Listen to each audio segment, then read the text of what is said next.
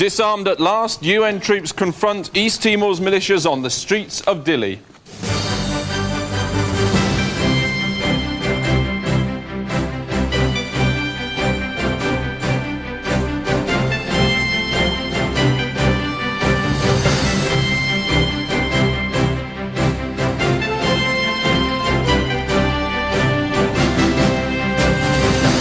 In the hills and villages across East Timor, the burning and destruction continue, even though the Australian-led peacekeepers are now on the ground.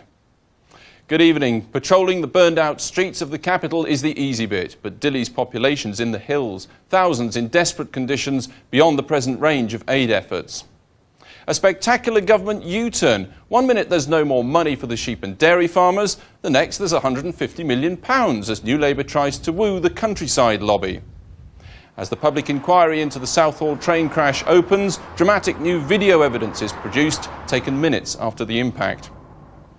And how civil engineers in Pisa put the JCB into reverse when they happened upon a buried fleet of Roman ships.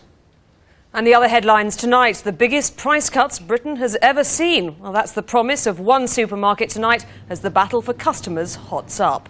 Treading a fine line, Kennedy steps into Paddy's shoes, but where will he lead the Lib Dems? And they called it Dante's Inferno. Now former workers are threatening to sue, alleging lasting damage to their health. So 21 days after the people of East Timor voted overwhelmingly for independence, the UN has finally moved in to end their torment. Nearly 2,000 troops have begun to secure the airport and harbour in the capital Dili, watched by the soldiers of the TNI, the Indonesian army and members of the militias. But with the Red Cross now estimating that more than 500,000 East Timorese have been driven out of their homes, there were few to welcome their liberators. Our Asia correspondent Ian Williams reports from Dili on the arrival of the peacekeepers and the scenes of devastation which greeted them. Shortly after dawn this morning, the first peacekeepers arrived in Dili. They trooped off a succession of transport aircraft, heavily armed members of Australia's Special Forces.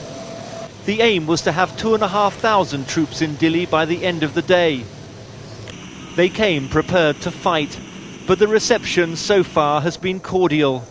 Immediately, joint patrols were set up with the Indonesian army. The force is deploying into Komoro airfield here at Dili very rapidly. And I particularly note the great cooperation and understanding that's been displayed so far by TNI. This, to me, bodes well for the continued peaceful arrival of the force. And with this sort of cooperation, we'll be able to get out and about and to start expanding our area of operations in the near future. We followed the first wave of troops into town, or what's left of it. In the 2 weeks since we were evacuated from here, the city's been reduced to ashes. There's hardly a building not burned and looted. Groups of desperate refugees camp out along the roadside. They live in squalor in Dili's squares. These are the last remnants of a population that's largely fled to the hills or been forced out to West Timor. One of the peacekeepers' first targets has been the port, scene of widespread militia intimidation of refugees.